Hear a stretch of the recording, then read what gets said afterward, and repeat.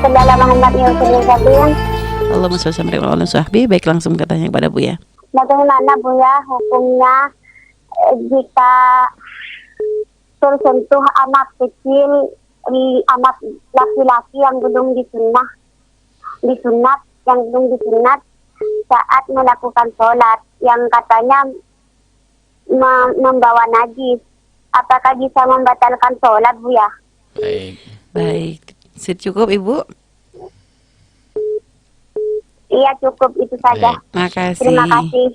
Baik. Assalamualaikum. Waalaikumsalam warahmatullahi wabarakatuh. Langsung dijawab ya. Baik, kami jawab dalam madhab Imam Syafi'i radhiyallahu ta'ala anhu. Laki-laki anak kecil yang belum disunat, kalau buang air kecil selagi tidak dibuka kulufnya dan disucikan, maka dia membawa najis. Itu betul.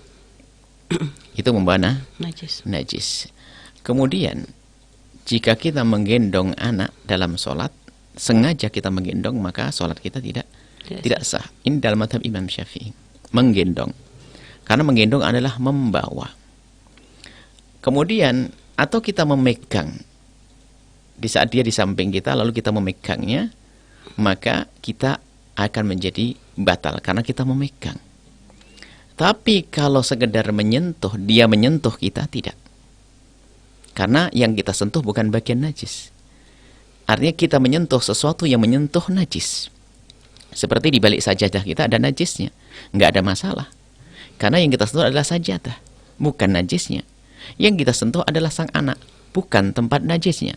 Jadi kalau hanya sekedar bersentuhan Ibu, maka itu tidak dianggap membatalkan sholat.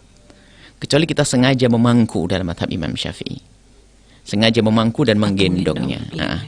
Kalau ternyata ada anak kecil kita bergelantungan pada kita, asalkan tidak segera kita sambut, akan tapi juga tetap kita upayakan untuk kita lepas.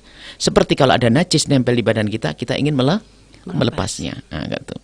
Karena dan itu pun bukan najis yang kita sentuh, orangnya kan begitu. Jadi berbeda di saat kita menggendongnya, di saat kita menumpang pada kita. Kalau kita biarkan maka najis, kita tidak sah sholat kita dalam madhab Syafi'i. Tapi kalau sekedar menyentuh kita enggak apa-apa. Tidak batal sholat kita. Ini dalam madhab Imam Syafi'i radhiyallahu ta'ala anhu. Sementara di dalam madhab Malik lebih mudah dalam hal ini. Maka kami himbau kepada wanita, ibu-ibu ada alasan anaknya belum disunat. Kemudian dia tidak bisa ditinggal. Maka harus digendong terus. Kemudian sampai tidak sholat. Enggak, ibu harus sholat. Kalau seandainya sang anak nangis terus, waktu maghrib mau habis, maka digendong saja itu sang anak dalam keadaan dia memang belum disunat. Namanya anak kecil belum disunat. Maka ibu melakukan sholat. Yang penting ibu melakukan sholat. Dan setelah itu apa? Anda bisa memilih. Kalau Anda mengikuti madhab Imam Malik, nggak usah diulang. Kalau Anda mengikuti madhab Imam Syafi'i, maka diulang nanti. Tapi yang jelas Anda tidak dosa. Yang dosa adalah kalau waktu Anda, kalau dosa adalah Anda meninggalkan sholat. Anda tidak sholat maghrib, Anda tetap sholat maghrib dengan membawa anak yang membawa najis. Karena darurat ini. Tapi sholat Anda sah, tapi Anda wajib mengulang nanti. Begitu saja. Jadi jangan sampai ada yang meninggalkan sholat.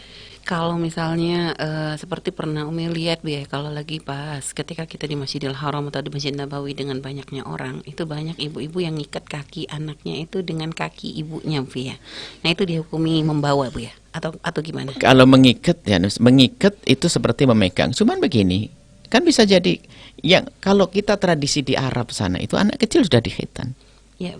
Kita punya anak kecil umur 2 minggu sudah dikhitan semuanya.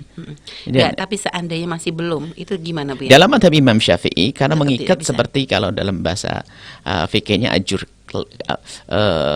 mengikat tali ke anjing. Kalau mengikat tali ke anjing kemudian kita pegang jadi kalau mengikat, kalau ikatannya adalah numpang di badan kita, tapi kalau ikatannya diinjak, maka tidak batal. Kalau dipegang atau numpang di bagian badan kita, maka itu menjadikan batal. Sederhana saja, ya. Artinya kalau memang anak-anak itu memang belum dikhitan, ya kan? Kalau memang belum dikhitan, ya diupayakanlah sebisa mungkin ya dijauhkan dari masjid. Kalau harapan kami adalah dari kecil sudah dikhitan biar Anda nyaman. Kalau tidak dikhitan, kemudian kalau memang nanti, apalagi kalau di tempat-tempat kayak di Mekah sendiri, kan tidak hanya mazhab Imam Syafi'i yang ada di sana.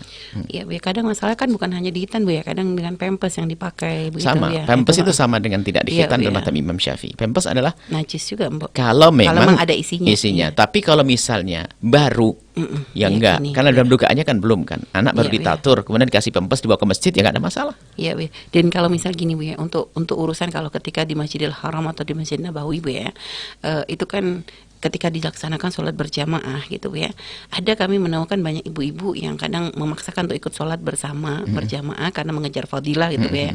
Akan tapi kadang ada anaknya sampai nangis, ada juga yang anaknya sampai harus diikat dengan cara seperti Karena itu. tidak ngerti ilmunya. Nah, ini kalau yang lebih baik tuh gimana sih Bu ya? Artinya gini, dia pengen dapat fadilahnya berjamaah, tapi satu sisi juga pengen anaknya juga terjaga. Itu yang harus dilakukan gimana Bu ya? Lebih Karena baiknya. mengganggu orang lain juga menjadikan hilangnya keutamaan. Anaknya nangis jerit-jerit. Sebenarnya dengan anak, dia yang penting ada himmah dan niat. Loh, pahala itu di hadapan Allah loh ya. Urusannya Bukan di hadapan manusia. Artinya, selagi seorang ibu memang rindu untuk sholat berjamaah, sudah niat. Ya, Tak Bu ya. taunya anaknya jerit-jerit, Nangis, ya ya. sudah dibawa keluar.